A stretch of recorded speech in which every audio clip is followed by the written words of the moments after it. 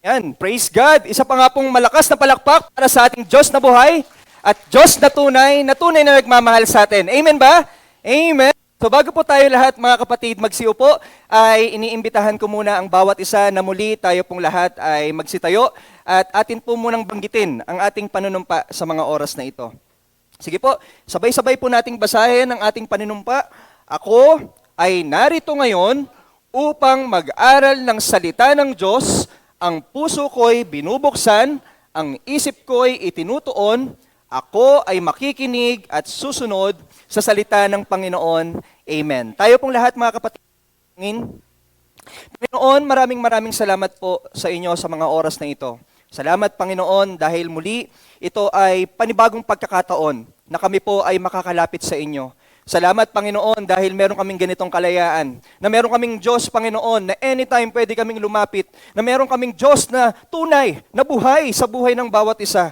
Kaya Lord, sa oras na ito, sa aming pong paglapit sa inyo, dalangin po namin na kami po ay patawarin ninyo sa lahat ng mga kasalanan namin. Kung meron kayo, Panginoon, na mga nakikita sa puso namin ngayon na hindi ninyo kalooban at mga kasalanan na pinakatago-tago namin, maliit man ito o malaki, intention man namin itong nagawa o hindi, Panginoon, patawarin niyo po kami dito. Panginoon, ayaw po namin magkaroon ng hadlang ang pangungusap ninyo sa amin. Ayaw po namin magkaroon ng hadlang ang pagpasok ng banal mong spirito at ipuin ang puso namin. O Lord, ganun din po, linisin niyo po ang aming isip, para magkaroon kami ng focus, O Lord God, to listen to your word, to obey your word, and to apply your word into our lives. O Lord, our Jesus, wala pong ibang magaling sa mga oras na ito kung hindi ikaw lamang. Sapagkat Lord, ikaw lamang po ang makapangyarihan. Ikaw lamang po ang magaling. Ikaw lamang po ang matalino. Kaya Lord, dalangin ko na ilagay niyo po ako sa inyong likuran. Nawa ikaw po ang makita nila at ikaw po ang marinig nila. Nawa bigyan niyo po kami, Panginoon, ng inyong katalinuhan at karunungan upang ang mga salita ninyo, Panginoon, ay patuloy na aming maunawaan. Lord, salamat po sa ginawa ninyo sa krus ng Kalbaryo. Salamat dahil, Panginoon, binigyan niyo kami ng daan para balang araw, O Lord God, kayo ay makasama namin panghabang buhay. Kaya Lord, sa mga oras na ito, wala po kaming ibang gusto kundi papurihin ang pangalan ninyo. Wala po kaming ibang gusto, Panginoon, kung hindi maranasan namin sa kalagitnaan namin ang presensya ninyo. We believe, O Lord God, in your word that when 2 or 3 gathered in your name, you are in the midst of them. That's why, Lord, we believe right now, nandito ka na po, mangungusap ka na po, and anoint us with your Holy Spirit, O Lord God. Lord, we bring back the highest honor and glory to you. In Jesus' name we pray. Amen and amen. Papuri po sa ating Panginoon. Po tayo ay makakaupo na. Mga kapatid, dahil February month ngayon, alam kong marami sa atin dito ay nag-celebrate ng Valentine's Day. For sure, yung may mga partner at may mga asawa, nag-date noong Valentine's Day. Or kaya naman, ang ilan sa mga may partner dito at may asawa, pumunta sa iba't ibang lugar para lang mamasyal at makasama ang mga mahal nila sa buhay. Mga kapatid, may tanong ako sa inyo. Kung i-describe ninyo ang pagmamahal ng partner ninyo, ano yung one word that describes your partner's love for you? Sige, bibigyan ko kayo ng 10 seconds to think. Ano yung one word na nagde-describe ng pagmamahal ng partner mo sa'yo? Okay, 10, 9, 8, 7, 6, 5, 4, 3, 2, 1. Siguro, Pastor, kung sasabihin ko kayo at sasabihin nyo sa akin, baka nito, Pastor, yung pagmamahal ng partner ko, madamot. Madamot? Madamot na yung pagmamahal ng partner nyo? Kasi hindi kayo masyadong pinapansin, hindi kayo masyadong pinapasyal, or baka madamot kasi wala siyang ibang pinagbibigyan ng pagmamahal kundi kayo lang. Di ba? Pinagdadamot niya sa iba, sa iyo lang ibinibigay. O siguro kung tatanungin ko pa kayo, sasabihin niyo sa akin, Pastor, ang isang word na nag-describe ng love ng partner ko sa akin, matapang. Bakit matapang? Kasi siguro, matapang kasi baka binubugbog kayo. Hindi, joke lang. Matapang kasi kaya kayong ipaglaban. Di ba? Kaya kayong ipaglaban kahit na kanino. Kaya kayong samahan sa lahat ng mga problema, sa lahat ng mga pinagdadaanan sa buhay. So siguro, kung iisa-isahin ko kayo dito, marami kayong mga different definition of your love's partner for you. Kung tatanungin ko naman kayo, tingnan lang, bumababa siya. Commercial lang. Ayan. So, Kung tatanungin ko naman kayo sa inyo, ano yung isang that describe God's love for you? Sige nga po mga kapatid, bigyan ko kayo ng 10 seconds to think. Di ba? Ano yung one word na nagdi-describe ng pagmamahal ng Diyos sa inyo? Yan. So sige, po kayo ng 10 seconds. 10, 8, 7, 6, 5, 4, 3, 2, 1. Siguro, ang ilan sa atin dito, Pastor, madidescribe ko na ang pagmamahal sa akin ng Diyos ay unconditional. Di ba? Walang kondisyon. Minahal niya ako, Pastor. Madidescribe ko, Pastor, na ang pagmamahal ng Diyos sa akin ay punong-puno ng kabutihan. Ang pagmamahal sa akin ng Diyos ay infinite. Di ba? Napakarami nating definition ng God's love for us. At naniniwala po ako dun sa mga naisip ninyo, mga kapatid. Naniniwala po ako na napakalawak ng pagmamahal ng Diyos para sa atin. And this morning, mga kapatid, alam niyo po, napakaraming verses from the Bible na pwede nating makita ang patungkol sa pagmamahal ng Diyos sa bawat isa. Napakaraming verses from the Old Testament that describe God's love for you, and also in the New Testament. But this morning, mga kapatid, we will focus on the central theme of the Bible and how it describes the love of God that keeps us alive. So that's why this morning, our title is The Love That Keeps Us Alive. Alam ko na kung ano una naisip nyo. Love will keeps us alive. O, di ba kumanta kayo? Di ba? Alam ko na una naisip nyo. Yan ang title natin ngayong umaga. The Love Keeps Us Alive. Basahin po natin ang John chapter verse 16. Basahin po natin mga kapatid. For God so loved the world that He gave His one and only Son, that whoever believes in Him shall not perish, but have eternal life. Alam niyo po, ang verse na binasa natin ngayon ay very familiar for everyone. Naniniwala ako na familiar to sa inyo. And for sure, marami po sa atin dito, nakabisado po itong verse na to. Pero kahit familiar itong verse na to, mga kapatid, the gospel is not only just for unbelievers. Naniniwala ba kayo doon? The gospel of Jesus Christ in John 3:16, this is not only for unbelievers. Alam niyo po, kahit gaano na tayo katagal ng mga Kristiyano, ay kailangan pa rin po nating minsan mapaalalahanan na noon. It's not something na we graduate from. O, nabasa ko na yan eh. Tapos na ako dyan. Napag-aralan ko na yan. Hindi ko na babalikan yan. Napag-aralan ko na yan noon sa Bible study. Hindi ko na muna babasahin yan. It's not something that we need to graduate from. Alam niyo po mga kapatid, the message of the gospel should saturate our lives day and night. Anong ibig sabihin po ng should saturate our lives day and night? Ang gospel po from John 3:16, dapat nanunuot ito sa puso natin. Dapat ito ay nanunuot sa isip natin upang lagi nating maalala na ang Diyos pala ay ibinigay ang kanyang iisang anak para iligtas ang sang katauhan.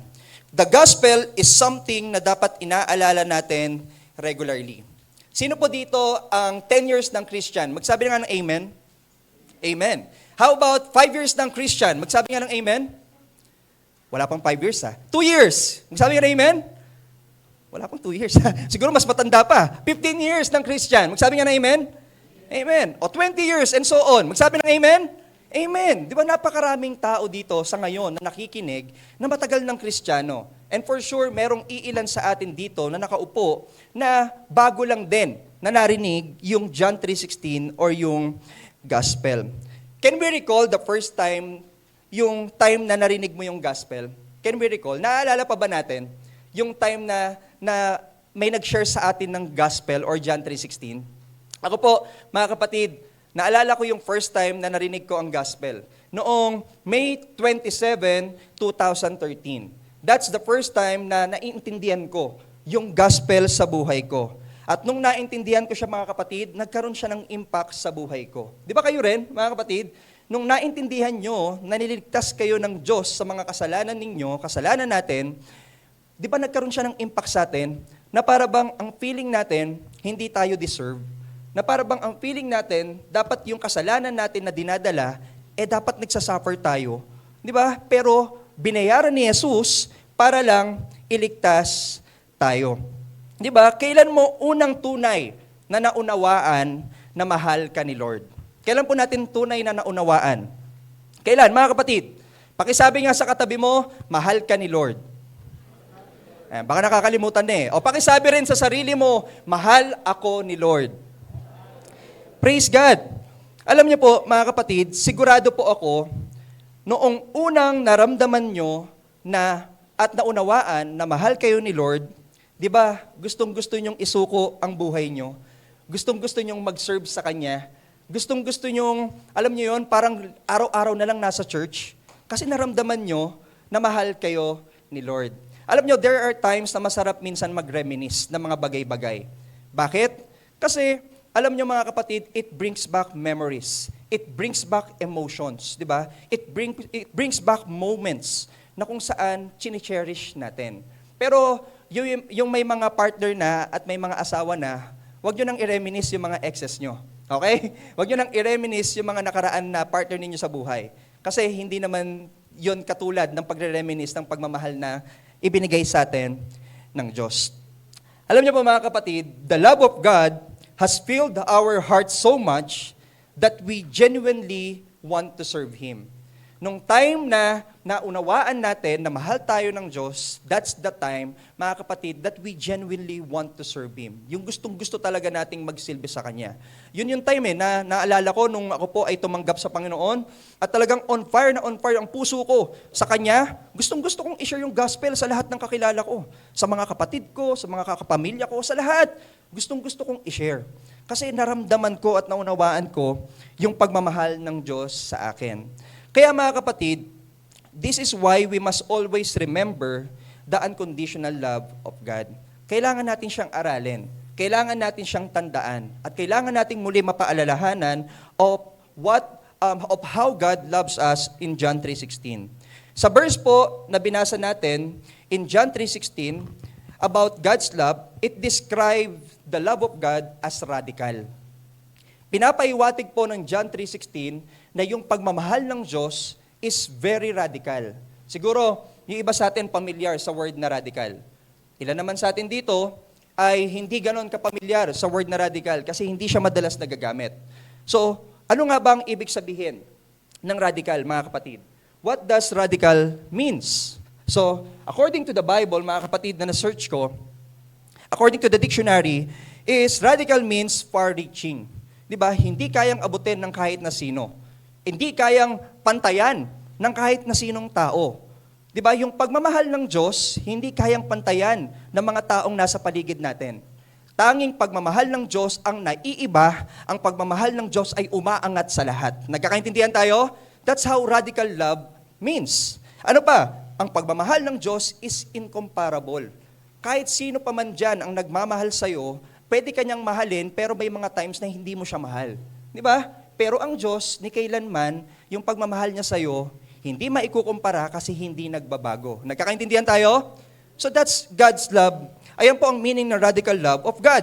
Alam niyo sa Tagalog, tinignan ko yung mga synonym ng radical. Ang synonym po ng radical love of God sa Tagalog is sukdulan. Di ba? Sukdulan. Kumbaga, parang yun na yung pinakadulo. Wala nang makakapunta pa ron. Sukdulan na to. Ito na yung pinakatodo. Todo na. Diba? Todo yung binibigay ng love ng Lord sa iyo at sa akin na nagbibigay ng buhay sa atin. Nagkakaintindihan tayo mga kapatid? Amen. And also mga kapatid, sabi pa sa Tagalog, isa sa mga synonym ng radical love of God is labis. Labis-labis. Diba? Walang kulang. Sapat na at higit pa. Malabis-labis siya. And also, the love of God, hindi siya karaniwan. Ano yung mga love na pinapakita ng tao sa atin? Di ba, sometimes, ang mga love na pinapakita ng tao sa atin is through saying, I love you. Yung love na pinakita sa iyo ng Lord, hindi karaniwan. Hindi lang basta I love you yung sinabi niya. Ano yung ginawa ni Jesus? Ano yung ginawa ni Jesus para ipakita yung pagmamahal sa iyo? Nagpakapako sa krus. Di ba? Ang ginawa ni Jesus, nag-suffer para ipakita sa inyo na mahal niya kayo at mahal niya ako. So hindi siya karaniwan na ginagawa ng isang tao. Kayo ba, tatanungin ko, sino dito ang handang magpakapako sa krus para lang masabi sa taong mahal niya na mahal niya siya? Sino dito? Bibigyan ko ng 1,000. May 1,000 ako sa bulsa. Ayan o. Mga kapatid, meron na talaga ito. O sige, totoo to. Sino dito ang gusto magpakapako sa krus? Di ba wala? Di ba kahit bigyan pa kayo ng 1,000,000, ng 1,000, ng maraming ari-arian, wala ni isa sa atin dito ang kayang gumawa ang mahal na ginawa ng Diyos. Nagkakaintindihan tayo? Amen ba? Tulog pa ba kayo? Okay, kala ko mag-amen kayo eh. Gising pa ba kayo? Alive! Praise God! So, patuloy po tayo mga kapatid. Ang pagmamahal ay radical. It's not like any other kind of love. So, God's love for humanity is radical according to John 3:16. So ano nga ba yung mga reasons why the love of God is radical according to John 3:16? Alam niyo po, kapag tayo po ay nagbabasa ng Biblia, minsan akala natin yung isang verse na binabasa natin is iisa lang ang ipinapakita at ipinapaliwanag. But the truth is, kapag tayo ho nagbabasa ng Biblia, maganda ho na minsan aralin natin yung verse na yon. At tignan natin ano-ano nga ba yung mga sinasabi nung verse na binabasa natin. So katulad po sa John 3:16, there are 3 things that describe why God's love is radical. In John 3:16 po, there are 3 things that we can see why God's love is very radical. Number 1, God's love is radical because it is unique. Kakaiba. Katulad ng sinabi ko kanina, hindi karaniwan. Basahin po natin ang verse 16a. For God so loved the world that He gave His one and only Son. O Pastor, nasan yung word na kakaiba dyan? Pastor, nasan yung word na unique dyan sa verse na yan? O bago tayo magpatuloy doon, may gusto po akong ipakita sa inyo. Alam niyo po yung word na sinabi dyan na world. Di ba sabi doon, for God so loved the world. Yung world na binabanggit po sa John 3:16, mga kapatid, iba po siya sa world na binabanggit sa Genesis chapter 1. Sa Genesis chapter 1, nung time po na kinreate ng Lord ang world, di ba sabi niya, sa Genesis chapter 1, mga kapatid, let there be light, di ba? Let there be land, let there be skies. Kinreate niya yung world, di ba? And ang sabi ng Diyos, nung nakreate niya yung mundo, nung time sa Genesis 1, alam niyo po, sabi niya, and it was good. Di ba? At maganda daw, sabi ng Diyos, maganda tong kinreate kong mundo. Maganda tong kinreate kong mga tao, mga nakatira dito, mga hayop, mga puno, mga isda, maganda to. Maganda. Yun sa Genesis chapter 1. Sa tingin nyo, sa John 3:16, yung world na binabanggit dyan, maganda o hindi? Alam niyo po, sa John 3:16, yung world na binabanggit po dito is the world that is already corrupted by sins. Yung Genesis chapter 1, wala pa pong kasalanan na pumapasok. Sa Genesis chapter 1, when God created everything, mga kapatid, wala pang kasalanan na nag-corrupt sa mundo. Pero in John 3:16, for God so loved the world, yung world na binabanggit, the world is already corrupted. Alam niyo po, ang Panginoon, hindi lang niya basta mahal ang mundo na hindi makasalanan. Ang mundo natin na makasalanan na nung John 3:16 at hanggang ngayon, sabi diyan, mahal niya pa rin. For God so loved the world. Alam niyo po tayong tao, madaling magmahal kung kamahal-mahal ang mga kausap natin. Di ba? Kung wala siyang bahid ng kalokohan at kasalanan na ginawa sa atin. Di ba? Madali silang mahalin. Madaling magbigay ng I love you. Madali silang yakapin. Pero kung may nagawa na yung kasalanan, iiwas ka dyan, di ba? Di ba? Pag may nagawa na yung mali sa'yo, hindi ka na basta-basta magbibigay or mag-offer ng love sa kanya. Pero ang Lord, mga kapatid, kung paano niya niyakap ang mundo noong Genesis chapter 1, ganun niya pa rin po niyayakap ang mundo noong John 3:16. Kahit na ang mundo po, mga kapatid, ay corrupted, He loves the people, even the rebellious. Alam niyo po yung John 3:16? Di ba dito na yung mga time na malapit na siyang ipako? Rebellious na yung mga tao dyan. Yung mga tao niyan noon, si Jesus pinipersecute na. Yung mga disciples ni Jesus, gustong ipakulong lahat.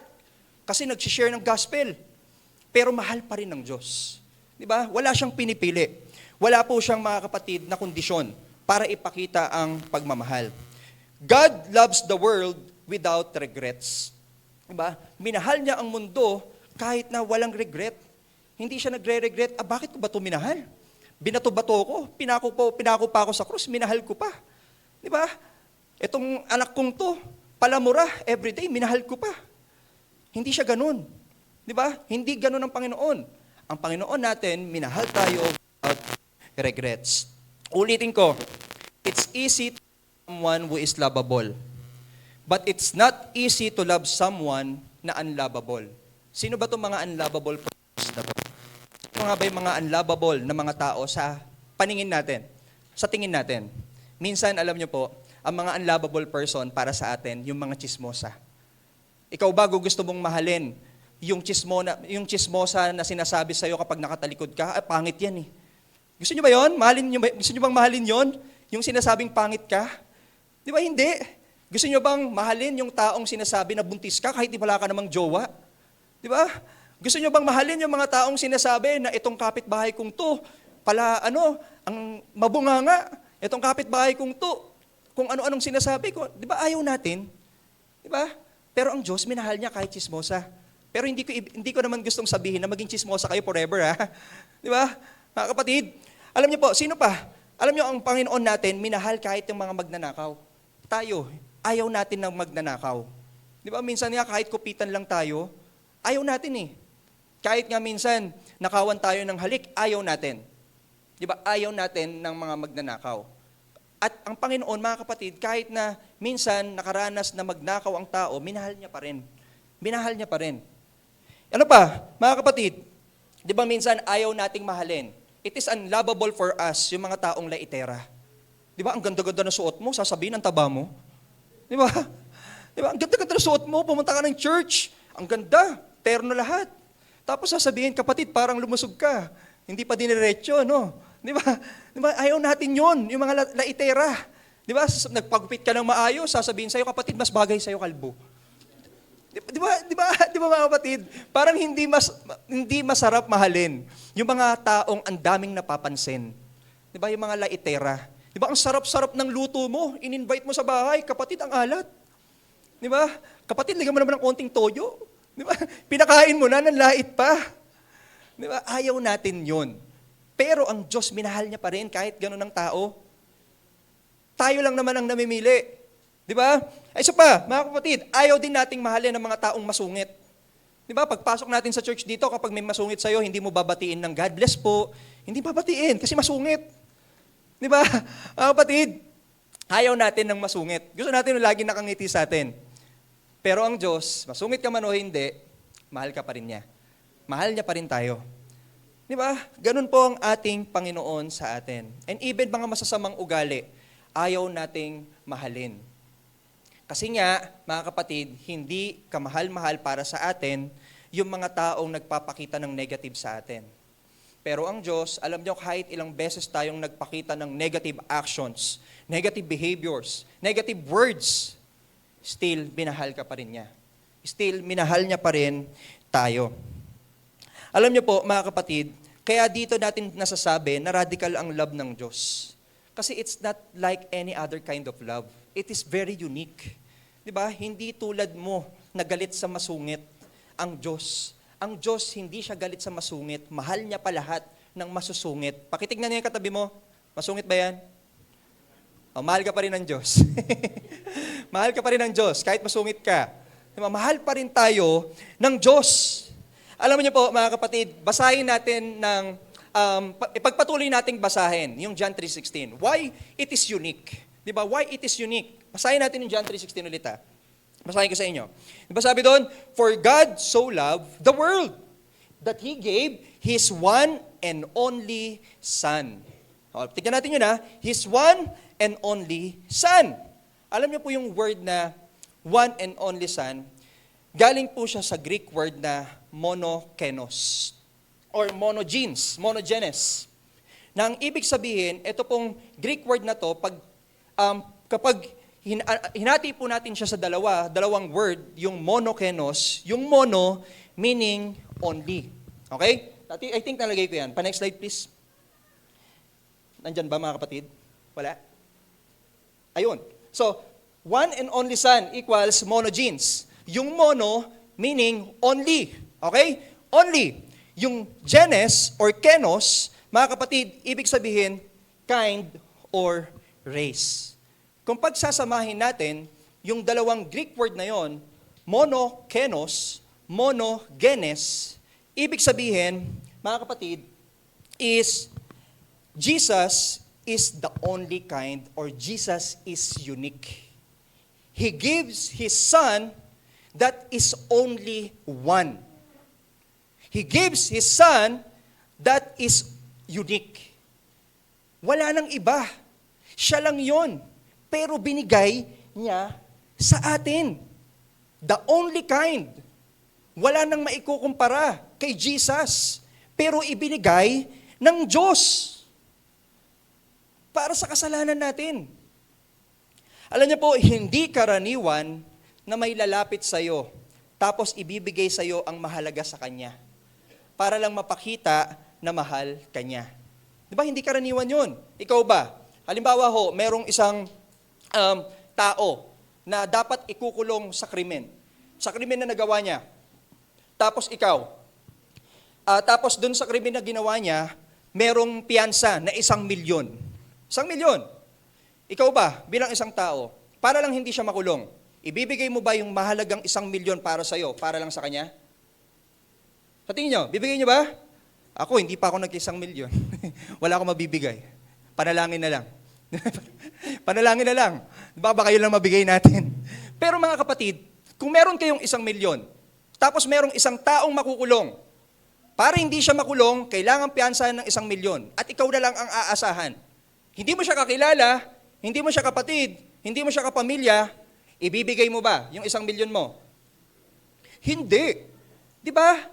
Hindi.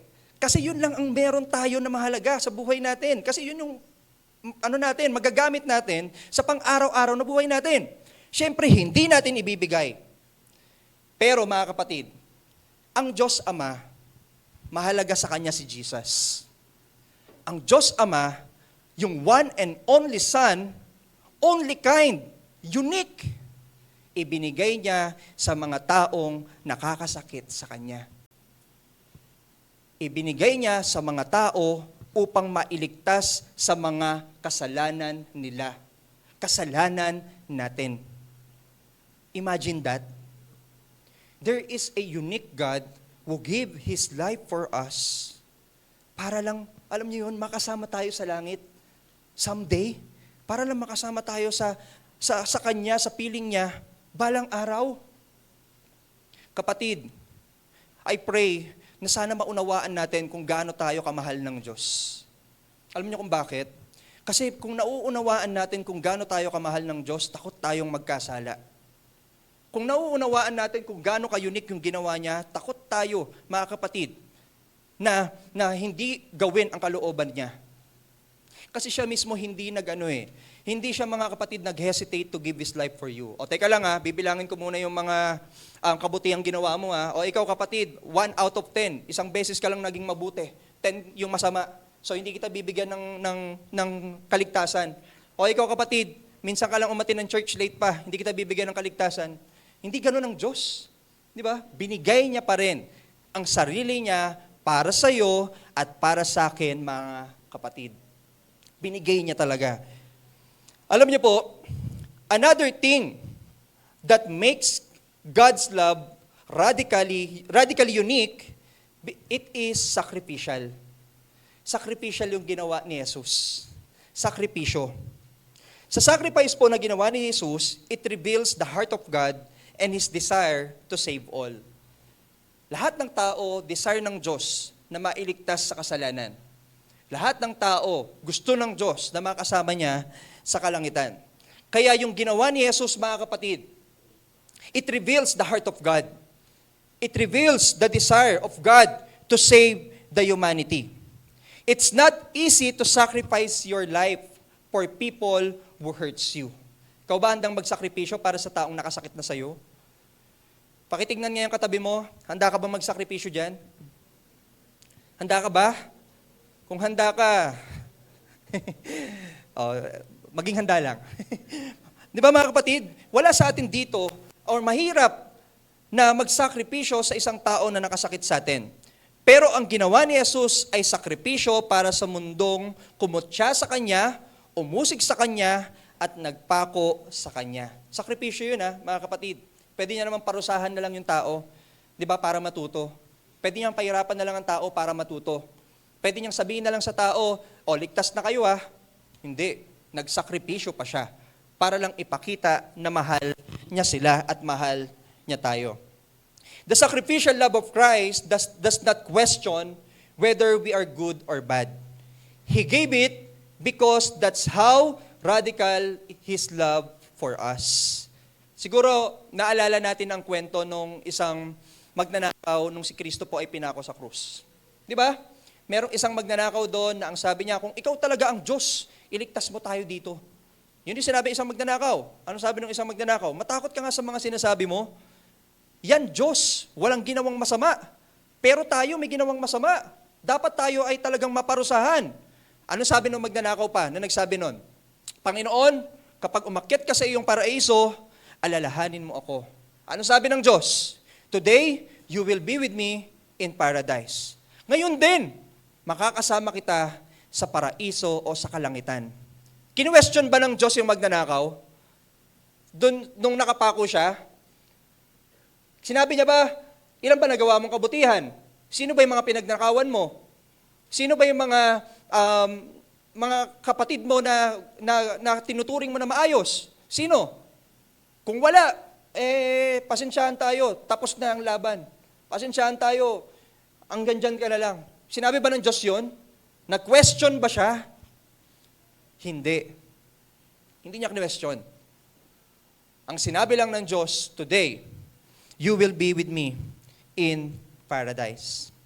When the thief begged for salvation, he gave it right away. Diba? Binigay niya kaagad. Kaya nga tayo, alam niyo mga kapatid, kapag tayo ay humihingi ng kapatawaran sa Panginoon, sa mga kasalanan natin, nawa maging genuine tayo sa paghingi ng kasalanan at pag-surrender ng lahat. Kasi alam mo, naniniwala ako, mga kapatid, na yung paghingi ng tawad ng magnanakaw noong nakapako sa krus, genuine po yun. Totoo pong humingi siya ng tawad sa Diyos. Kaya ang Diyos sinabi na makakasama niya siya sa kalangitan. If we ask for forgiveness to God, wag ho tayong magkaroon ng ititira pa. Isuko mo na. Kung meron kang kasalanan ngayon na dinadala, kapatid, nagsakripisyo na ang Diyos dyan Isuko mo yan. Diba? Kung meron ka ngayon na kasalanan na pinaglalaruan pa hanggang ngayon, na nasa isip mo at nasa puso mo, na ginagawa mo pa sa mga araw ng buhay mo, isuko mo na yan. Kasi nagsakripisyo na siya dyan. Mga kapatid, nagsakripisyo na ang Panginoon sa atin. Ibinigay niya na yung iisang buhay niya para sa iyo at para sa atin. Wala pong kayang gumawa nito ng ginawa ni Kristo. Ito ang tunay na kamanghamangang katotohanan na ginawa ng Diyos. Madali bang maintindihan? Madali bang maintindihan yung ginawa ng Diyos? Actually, hindi. Di ba? Hindi talaga. Diba? It's not easy to understand how radical God's love is. But this is the truth. That Jesus sacrificed His life for you and paid for all your sins just to be with you in heaven. Kaya kung hindi mo pa kilala ang Diyos, kung hindi mo pa nauunawaan na nagsakripisyo sa iyo ang Diyos, kapatid, pagkakataon nito para maunawaan mo na merong Diyos na nagsakripisyo ng buhay sa iyo para yung kasalanan mo ay babayaran at para makasama ka sa kalangitan. Di ba? Maraming tao ang takot mamatay Ang takot mawala sa mundo. Kasi hindi nila alam kung saan sila pupunta. Pero bibigyan tayo ng assurance ng Diyos. Binibigyan niya tayo ng assurance na dahil sa sakripisyo niya, pwede kang makasama rin sa paraiso katulad ng magnanakaw. Pastor, magnanakaw na rin ba ako? Kasi magnanakaw yung mga kasama ko. Alam niyo po, kung tatanungin tayong lahat dito, wala ni isa sa atin dito ang deserve na mapunta ng langit. Pastor, deserve ka ba? Hindi. Hindi ako deserve. May mga pinagdaanan din ako sa buhay na mga natisod ako sa mga kasalanan ko. Pero, ang Panginoon natin, binigyan ako ng pag-asa. Ang Panginoon natin, bibigyan ka rin ng pag-asa. So magtiwala kayo sa ginawa ni Kristo. Magtiwala kayo sa sakripisyong ibinigay niya para sa iyo. Basahin ko lang po sa inyo ang Colossians chapter 2 verse 14. Pinawalang bisa ang lahat ng naisusulat na alintuntunin laban sa atin. Pati ang mga pananagutang kaugnay nito. Pinawi niya ang lahat ng ito nang ipako siya sa krus. Diba? Dapat may kabayaran yung kasalanan natin pero pinawi ni Kristo dahil sa sakripisyo niya sa krus. His love for everyone is genuine, and Jesus' sacrifice is considered the ultimate act love for humanity. Yung sacrifice ni Jesus is the ultimate act of love for humanity. Yan yung greatest na pagpapakita ng pagmamahal yung ginawa ni Kristo sa iyo at sa akin. So that's number 1, mga kapatid. God's love is radical because, mga kapatid, ano ulit yung number 1 kung nakikinig kayo? It is unique. Gising pa ba kayo? Tulog pa ba kayo? Okay. So wala naman natutulog Kahit yung mata nakapikit okay lang yan. Pastor, nagpipray naman kami. Okay, sige. Pagbibigyan ko na kayo kung nagpipray kayo habang nakapikit. Sige, mga kapatid. Next, why God's love is very radical or radical? Because it displays mercy. Nagpapakita ito ng habag.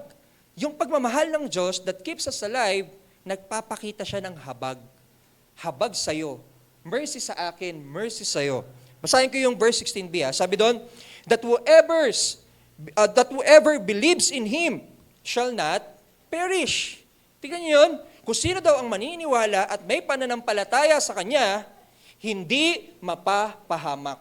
Sabi sa Tagalog Bible. Hindi mapapahamak. Alam niyo po, hindi lahat ng tao dito kayang magmahal ng may pagpapatawad. Kaya niyo bang magmahal? Ano natin? Aminin natin o hindi? Sino dito sa atin ang kayang magmahal ng may pagpapatawad? Hindi rin madali yun mga kapatid. Yung magmahal ka tapos patawarin mo na. Halimbawa na lang. Yung mahal mo sa buhay. Asawa mo, nag-cheat sa'yo. Halimbawa lang, nag-cheat sa'yo. Ng babae or ng lalaki. Pinatawad mo. Minahal mo ulit. Pero aminin natin o hindi. Merong pinatawad mo ba ng totoo, 100%? O meron ka pa rin nakatago sa'yo na baka mamaya mambabae siya? Meron ka pa rin mga iniisip na baka mamaya mag-cheat pa rin siya? Diba, hindi lahat kayang tanggalin yung mga past na nagawa. Hindi lahat kayang tanggalin yung mga kasalanan na mga nangyari noon. Diba, hindi lahat kayang magmahal ng may pagpapatawad. Alam niyo po, minsan pa, kahit gaano mo kamahal ang isang tao, ang hirap pa rin siyang bigyan ng kapatawaran at habag. Minsan meron akong nakausap. Ang sabi ko ng nakausap ko, sabi niya, Pastor, itong taong to, mahaba-habang panahon ang pinagsamahan namin. Para na lang kapatid ang tinuring ko sa kanya. Kaya lang, Pastor, tinaraydor niya ako. Mahal ko siya, pero hindi ko siya patatawarin. Pastor, mahal ko siya, pero ayokong pakitaan ng mercy kasi baka abusuhin ako. Sabi niya. So, ibig sabihin lang, hindi lahat kayang gawin ang ginawa ni Jesus. Ang ginawa ni Jesus, alam niyo kung ano? Yung pagmamahal niya? Minahal ka niya na may kasamang pagpapatawad at may kasamang habag. May mercy na pinakita po ang Diyos sa iyo at sa akin. Ang pag-ibig ng Diyos ay punong-puno ng habag para sa sangkatauhan. Bakit? Tingnan natin ulit yung verse na binasa natin. Bakit ang pag-ibig ng Diyos ay punong-puno para sa sangkatauhan? Bakit? Tingnan natin Sabi dito, whoever believes in Him shall not perish. Pag binasa natin yung perish, parang nawala. Di ba? Napahamak. Parang very simple to understand. Tapos, wala na. Di ba? Parang hindi natin alam yung sobrang lalim nung perish na yan, na word na yan. Alam niyo po, ang perish po na binabanggit dito is yung kabayaran natin sa kasalanan. Yung kabayaran ng tao sa kasalanan. Ano sabi po ba sa Romans chapter 6 verse 23? Ano sabi doon? For the wages of sin is death. Ang kabayaran daw sa kasalanan is kamatayan. Yung kamatayan po na binabanggit dito is spiritual death. Automatic naman, lahat tayo mamamatay balang araw, yung physical body natin. Mawawala yan. Pero may isa pang binabanggit na death dito. The spiritual death or eternal separation from God. Eternal. Habang buhay kang mahihiwalay yung spirito mo sa Diyos. So kung wala ka sa langit, nasan ka? Yun daw ang kabayaran natin sa kasalanan. Nasa impyerno, sa hell. Pero mga kapatid, may habag sa iyo ang Diyos. Kahit na yung kasalanan natin, ang kabayaran ay impyerno, dahil may habag sa iyo ang Diyos, dahil mahal ka ni Lord at mahal niya ako, hindi niya basta hinayaan na mag-perish tayo. Hindi niya basta binigyan ng pagkakataon si Satan sa mga taong nananampalataya kay Jesus, hindi niya binigyan si Satan na mag-perish sila. Hindi niya basta hinayaan na ma-separate. Kasi, mga kapatid, mahal niya tayo. Sino dito ang hindi nagkakasala? Taas ka ng kamay. Lahat pa tayo dito nagkakasala. Maaring hindi madala sa actions, baka sa isip. Baka mamaya sa isip mo, may sinasabi ka ng hindi maganda sa katabi mo. Diba? Baka sa isip mo, may mga pinagnanasahan ka na. Di ba? Or kaya naman sa actions mo, baka naman may mga ginagawa ka. Instead na yung kamay mo, pinagpupuri mo, sa paglabas mo kung ano-anong symbol ang ginagawa mo. Yung bibig mo na ginagamit mo sa pagkanta ng papuri at pag-awit, ginagamit mo sa pagmumura sa labas. Or baka yung actions natin na ginagamit natin pag-serve dito, pero sa labas yung actions natin, iba pala.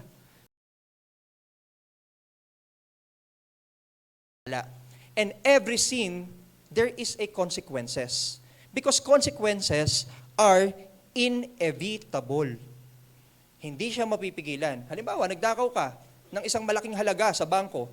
Ang consequences, kukulong ka. Di ba? Or kaya, nag-murder ka, ikukulong ka. May hindi ka magandang ginawa sa lipunan, huhulihin ka ng pulis.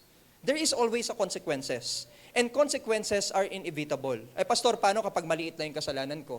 Alam nyo, yung maliit at malaking kasalanan, minsan nililabel natin yan eh. Siya naman mas makasalanan sa akin eh.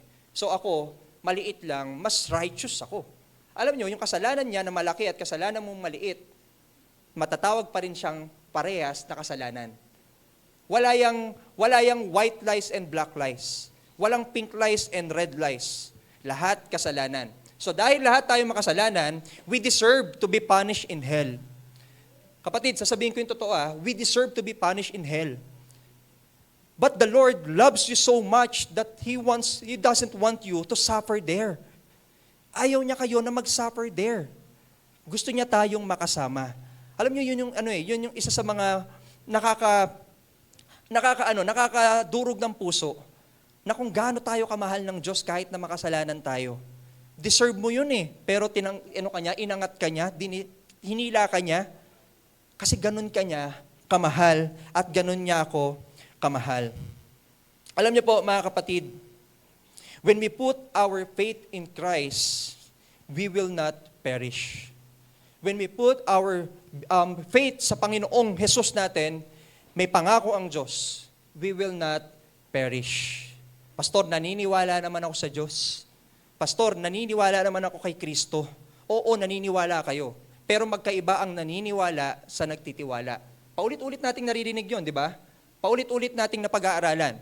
Iba ang naniniwala sa nagtitiwala. Pwede kang naniniwala na may Diyos, pero nagtitiwala ka ba na sinusuko mo yung buhay mo sa Kanya? Sa pang-araw-araw ba na dumarating sa'yo, nagtitiwala ka na gagawin mo yung kalooban niya? Or naniniwala ka lang tuwing Christmas kasi birthday ni Papa Jesus? Di ba? Di ba? Mga kapatid, magkaiba ang naniniwala sa nagtitiwala. Minsan meron akong narinig na kwento ng isang taxi driver. Yung taxi driver na yon, bulag yung isang mata. Yung taxi driver po na yon, merong sumakay na pasahero. Sabi sa kanya, Tay, kaya niyo bang mag-drive? Tay, kaya mo ba akong hiatid doon sa pupuntahan ko, bulag yung isa mong mata? Sabi nung driver, o sige, bumaba ka muna. Magdadrive muna ako, tignan mo kung kaya ko. Nakita nung pasahero. Sabi nung nag-drive na yung driver. Nag-drive na, umikot-ikot sa EDSA. Nakita ng pasahero, sabi niya, oh tay, naniniwala na ako na kaya mo mag-drive.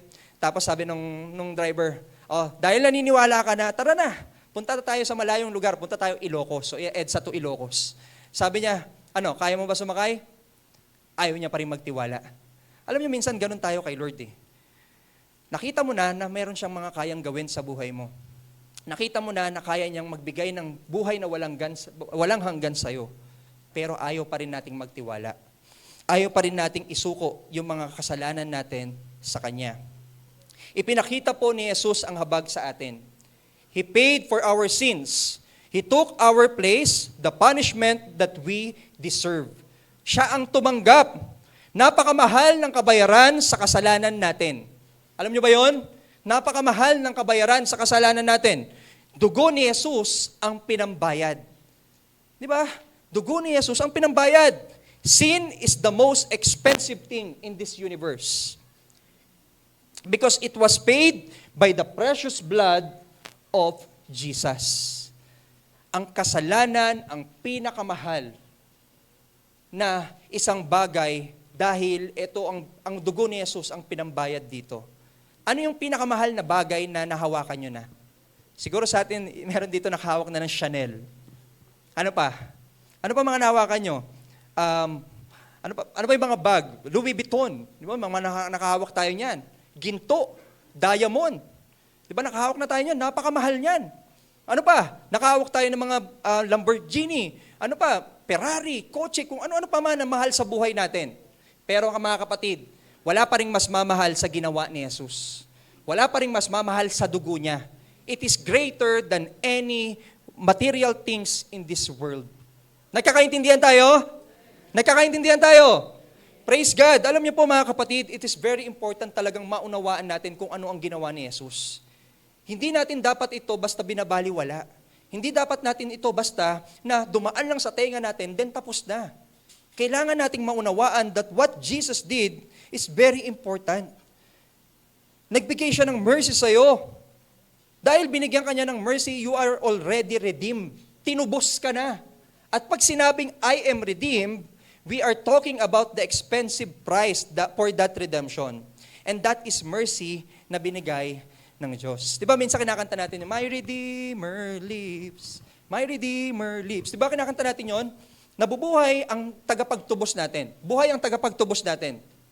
Tinubos ka niya sa lahat ng kasalanan mo, mga kapatid. Tinubos ka na niya sa lahat ng mga nagawa mo kapag sinuko mo ang buhay mo sa Kanya at may pananampalataya ka sa Kanya. Though it was expensive, yung dugo ni Jesus, He paid it by His mercy. Habag niya ang ginamit niya para tayo ay maligtas sa kasalanan.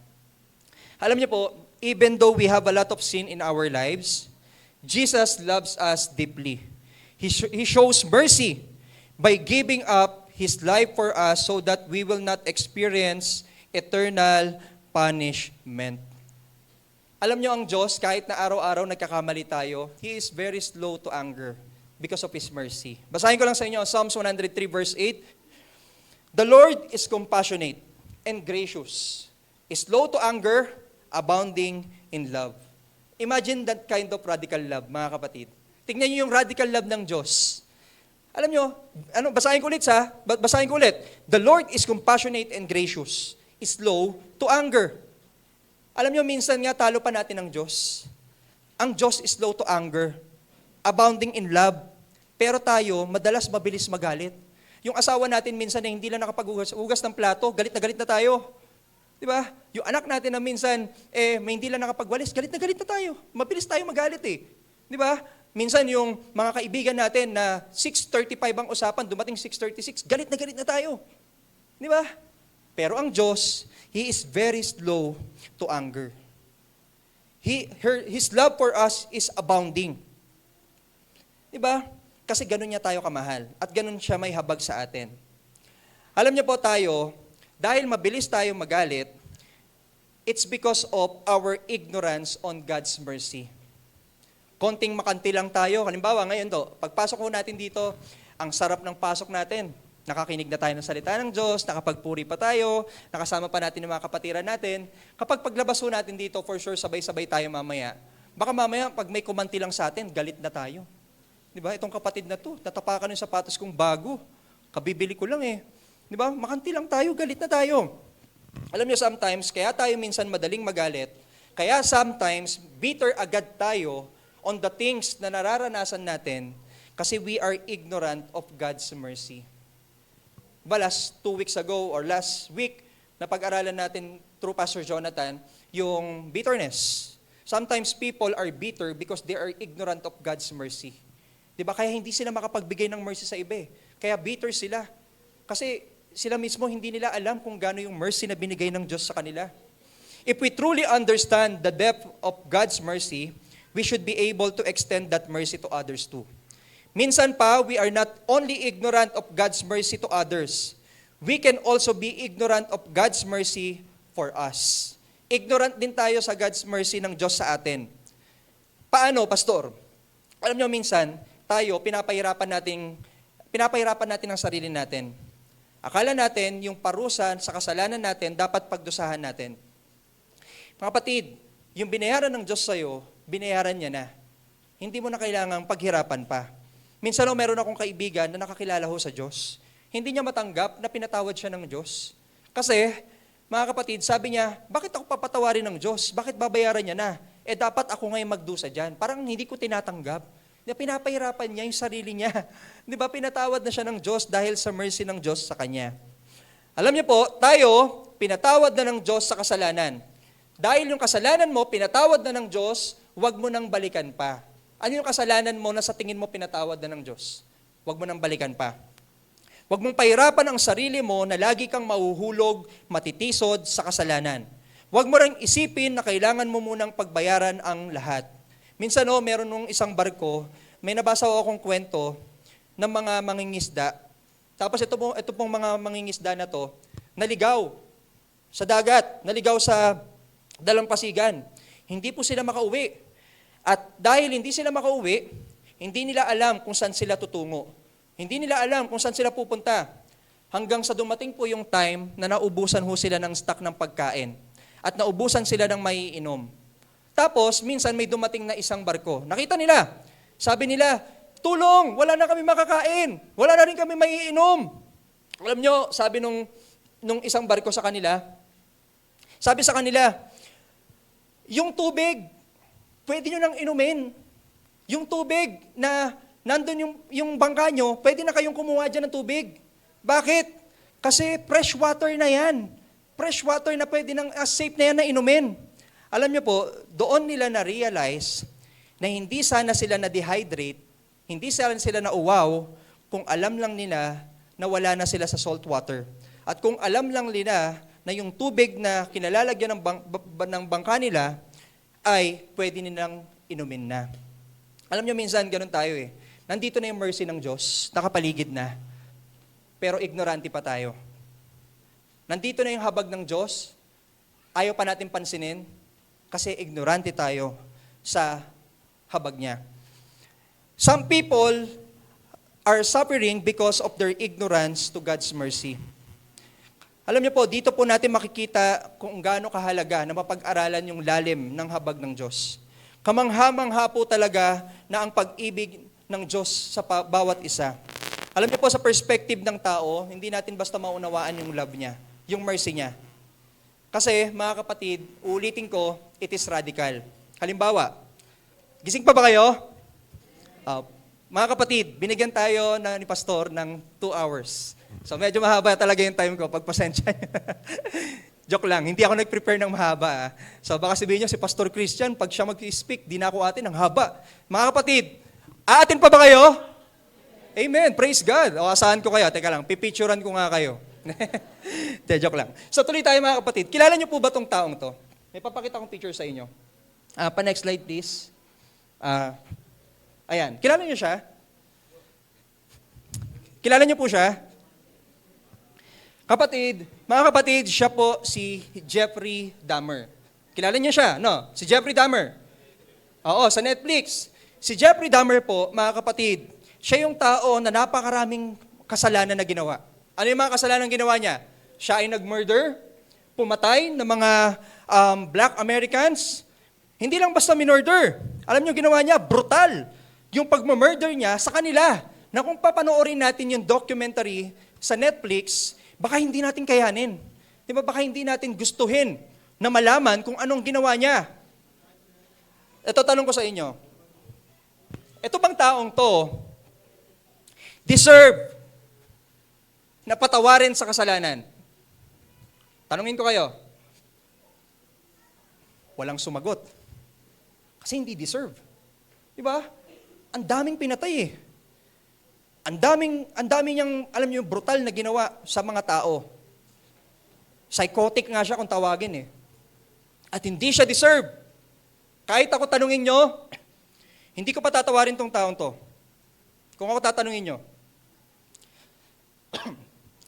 Pero alam niyo ginawa ng Diyos. Ganito po ginawa ng Diyos. Minsan ho, si Jeffrey Dahmer, nung siya ho'y nakakulong na, meron nung isang tao na kinausap ang Diyos.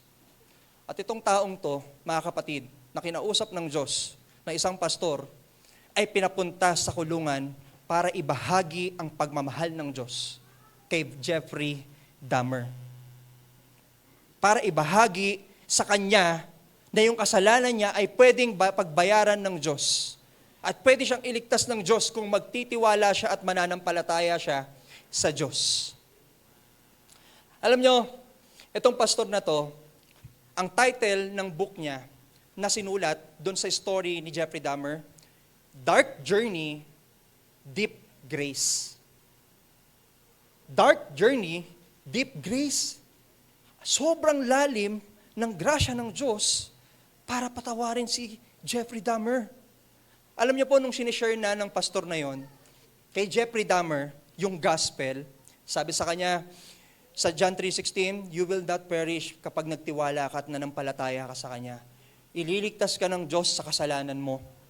Sabi sa kanya ng pastor, ililigtas ka ng Diyos at handa kang samahan sa kalangitan at handa kang isama sa kalangitan. Alam niyo po, habang nagsishare ng, excuse me, habang yung pastor nagsishare ng gospel sa kanya, merong inmate na nakarinig. Sabi nung inmate, yung kasama sa preso, sabi sa kanya, kung pupunta lang din ng langit si Jeffrey Dahmer, ayoko nang pumunta ng langit.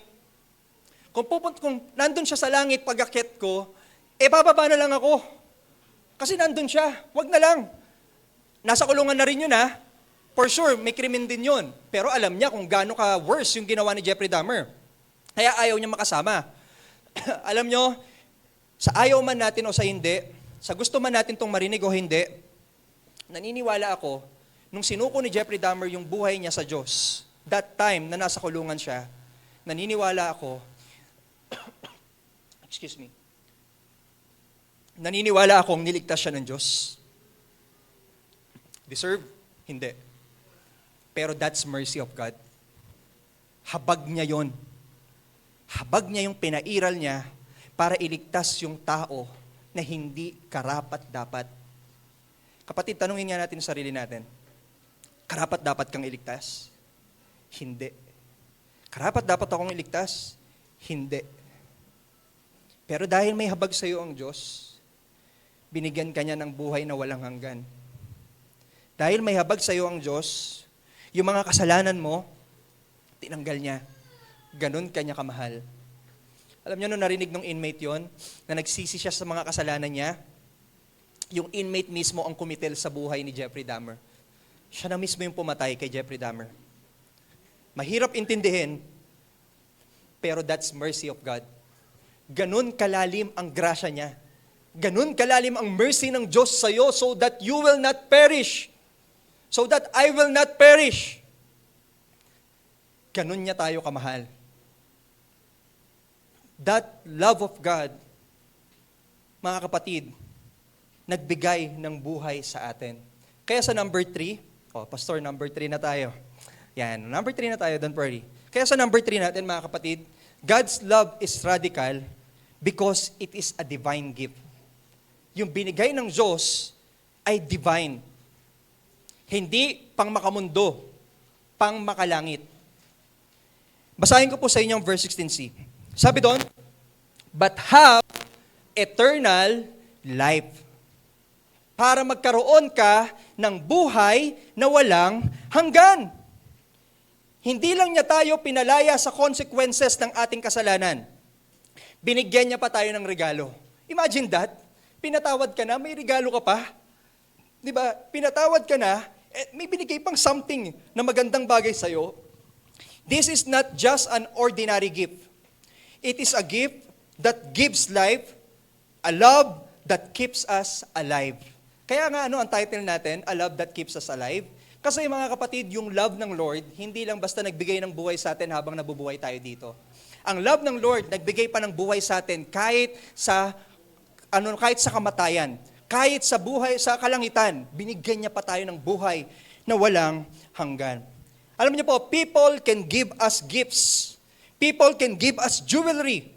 People can give us money, flowers, car, house, but nothing can compare to the divine gift that God has for us. He promised us eternal life. God loves us so much that He gives us eternal life with Him, sharing His glory. Pangako ng Diyos eh. Kaya niyo, alam mo, kung tatanungin niyo, hindi sa pagmamayabang ko, kundi dahil sa ginawa ni Kristo. Kung tatanungin niyo ako, kapag ako nahimatay dito, or kunyari nawala man ako sa mundo, alam ko kung saan ako pupunta. 100% sa langit. And that is because of the gift of God sa akin. At meron din siyang pwedeng ibigay sa inyo na gift kung hindi niyo pakilala ang Diyos. Yung gift na buhay na walang hanggan. Alam niyo po yung word na gift, galing po siya sa Greek word na charisma. Ibig sabihin, mga kapatid, present, given as a sign of good favor. This gift does not depend on our behavior. It cannot be earned. Hindi natin to makakamit ng tayo lang. Binigay ito ng Diyos kasi, mga kapatid, may binigay siyang favor sa inyo. Binigyan niya tayo ng favor sa pamamagitan ng pagpakapako niya sa krus para tayo ay maligtas. We don't work for the gift of eternal life. We receive it simply because God's good favor is poured out on us. Gaano kadalas tayo nagre-reflect sa regalong ito na binigay ng Diyos? Minsan ba kapag tayo ay nag-uusap-usap, kapag tayo ay may mga Bible study, sometimes ba nababanggit nyo kung gaano kayo na-excite na balang araw may langit na ibibigay sa iyo ang Diyos? Sino dito ang na-excite na merong langit silang masasalubong balang araw? Magsabi nga ng amen? O sino nang gusto mauna? Kala ko ba na-excite kayo? Bakit wala pang gusto mauna? Siyempre, sa tamang panahon. Di ba lahat tayo, mga kapatid, we are excited to be in heaven.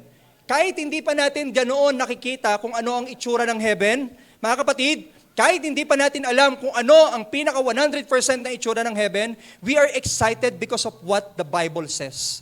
We are excited because of the promise of Jesus Christ. So ano nga ba yung itsura ng heaven? Ano nga ba yung glimpse ng itsura ng heaven from the Bible? What does heaven look like? Sabi dito sa mga nakita ko from the Bible, ang heaven daw, this is a heavenly dwelling prepared by God. Tingnan natin what does heaven looks like? The heavenly dwelling prepared by God. Ano ibig sabihin nun? Basahin ko ang John chapter 14 verse 2. In my Father's house are many rooms.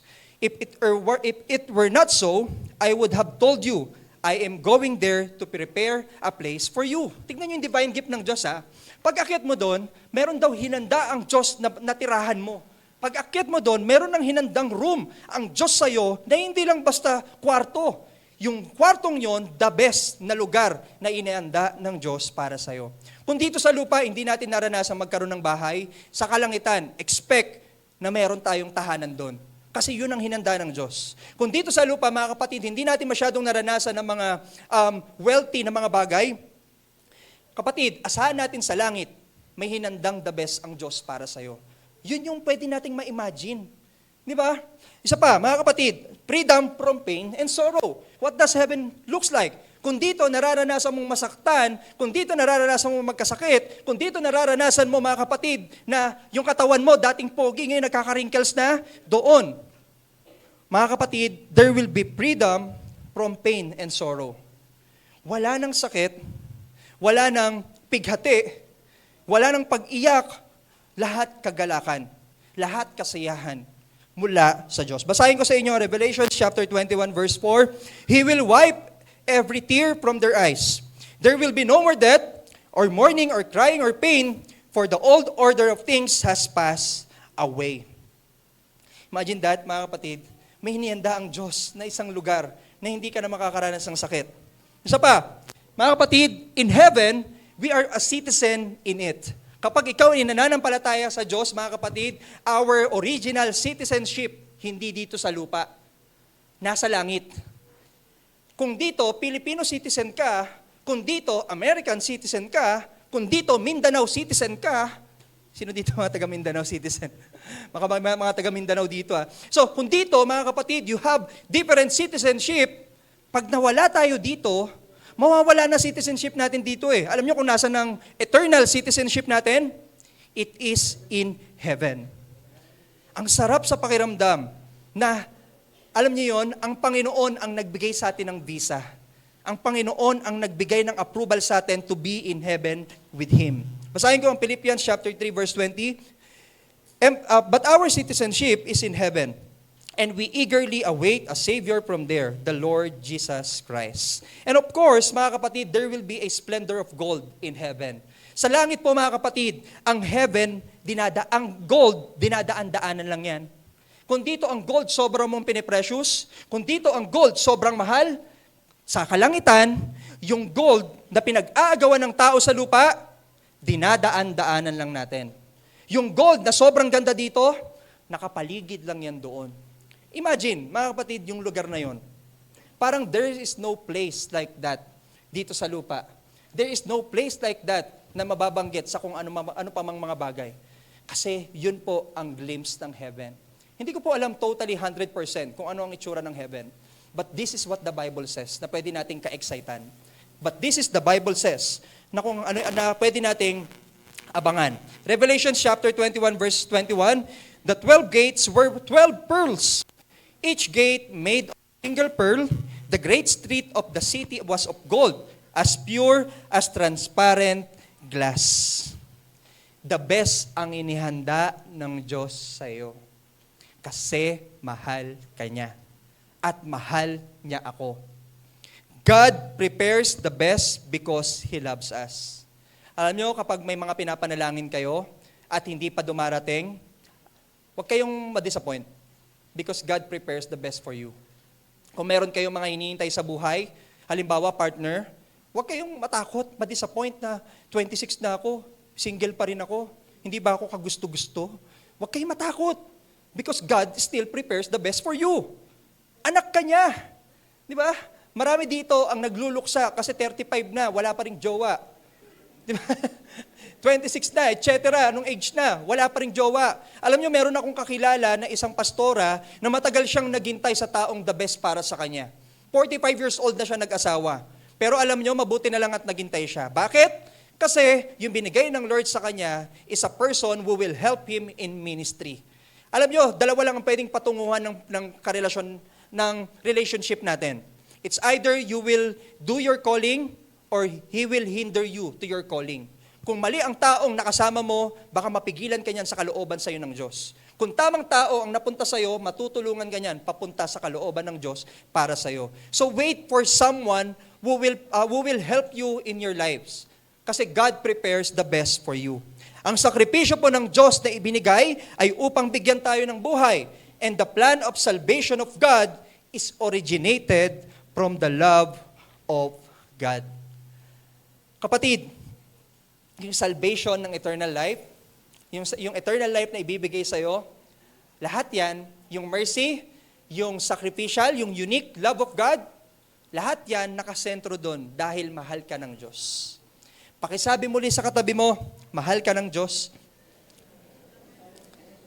Alam niyo, ang sarap mabuhay na maunawaan na mahal tayo ng Diyos. Bakit? Kasi nagkakaroon tayo ng purpose. Ang hirap mabuhay sa mundong to, nagigising ka lang sa umaga, magtatrabaho ka, magbabayad ka ng bills mo, sa Meralco, ang laki-laki na tubig, renta, ang hirap mabuhay na araw-araw paulit-ulit lang na parang wala kang purpose. The love of God will give you purpose. So tanggapin mo siya sa buhay mo. The love of God will give you direction. So, magtiwala ka sa Kanya. The gift of God is abundant spiritual life, a life with meaning, purpose, and joy from the moment of salvation and for all eternity. Basahin ko sa inyo ang John chapter 10 verse 6. Sinabi ni Jesus ang paglalarawang ito. Ngunit hindi nila nauunawaan ang ibig niyang sabihin. Dumarating ang magnanakaw para lamang magnakaw, pumatay at manira. Naparito ako, si Jesus, upang ang mga tupa ay magkaroon ng buhay, buhay na masaganang lubos. Gusto kang bigyan ng Diyos na masaganang buhay kahit nasa lupa ka pa. Alam nyo, kahit nasa lupa pa tayo, pwede na nating i-enjoy ang langit. Ayaw naman na nandito tayo sa lupa, ini-enjoy natin impyerno. Di ba? Pastor, mainit eh. Di ba? Ayaw natin yon. Habang nasa lupa pa tayo, pwede na nating i-enjoy ang langit na binibigay ng Diyos. Paano? Mamuhay kayo sa kalooban niya. Mamuhay tayo sa kagustuhan niya. At mararanasan natin ang buhay na may purpose, buhay na may kagalakan, at buhay na may dahilan. Kaya mga kapatid, sa mga oras na ito, sa ating pagtatapos ng ating pag-aaral sa umagang ito, John 3:16 was the heart of the Bible. Alam niyo ba yon? It is the central verse in the Bible. Nasa gitna siya. This is the heart of the Bible. It is where we can see the genuine love of God to the people. Alam niyo mga kapatid, sa pagtatapos natin, dahil mahal ka ng Diyos, meron lang tatlong tao. There are only three types of people ngayon sa mga oras na ito. Alam niyo yung unang tao sa puso nila? Ang unang tao, type of people sa mga oras na ito, yung taong walang Diyos sa puso. Yung taong naniniwala lang sa Diyos pero hindi nagtitiwala. Yung tao na nagpapatuloy sa mga gawaing hindi maganda. Nagpapatuloy sa mga kasalanan na hindi sila natatakot. Yun ang unang tao sa mga oras na ito. Ang pangalawang uri ng tao sa mga oras na ito, mga kapatid, yung tao na kilala ang Diyos pero hindi sumusunod sa Diyos.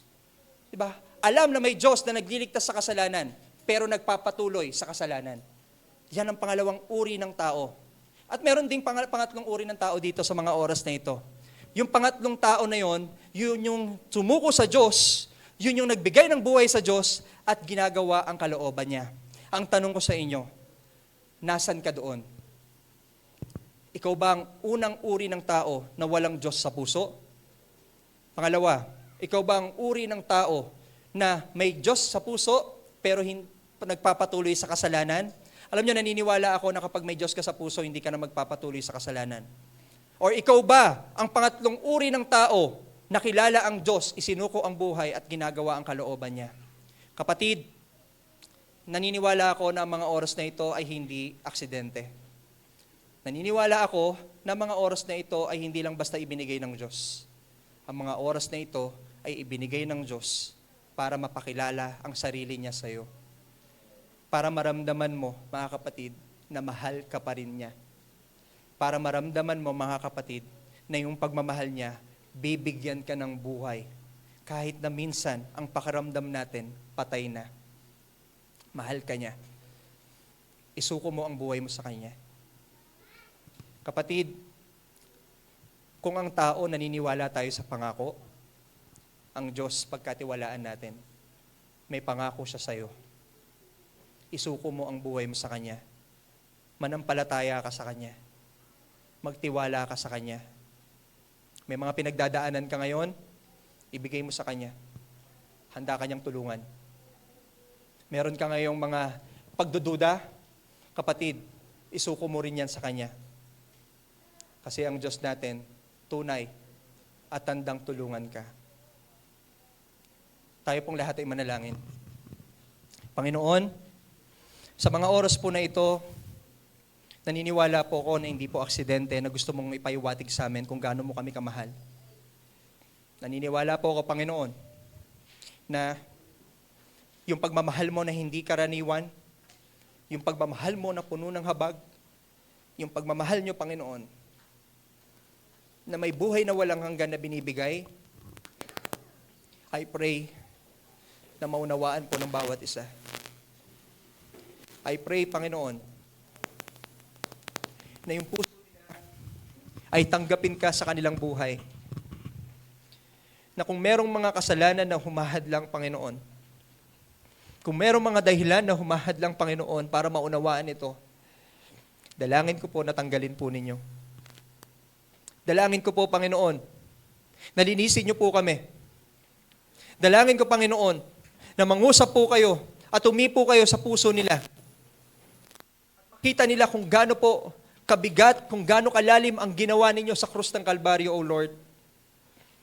Lord, sa mga oras na ito, kayo po ang patuloy na mangusap sa bawat isa. Nawa, Panginoon, magkaroon din sila ng pananampalataya sa inyo na nagbibigay ng buhay na walang hanggan. Mga kapatid, kung aaminin ninyo na sa mga oras na ito ay wala pa kayong Diyos sa buhay nyo, ito yung pagkakataon na gustong magpakilala ng Diyos sa inyo. At kung aaminin nyo, nakilala nyo ang Diyos, pero hindi kayo sumusunod sa kalooban niya, ito yung pagkakataon na gusto kang bigyan ng Diyos ng panibagong pag-asa. Ito yung pagkakataon na gusto kang bigyan ng Diyos ng buhay na walang hanggan, na pwede mong matamasa balang araw. Kapatid, huwag mong pigilan ang sarili mo. Gusto kang makasama ng Diyos. Gusto kanyang makausap at gusto kanyang makayakap. Kung sa tingin nyo, ang bigat-bigat ng mga nagagawa nyong kasalanan, walang mabigat sa Diyos. Gusto kanyang yakapin muli. Gusto kanya, mga kapatid, na samahan muli sa paglalakbay mo sa buhay mo.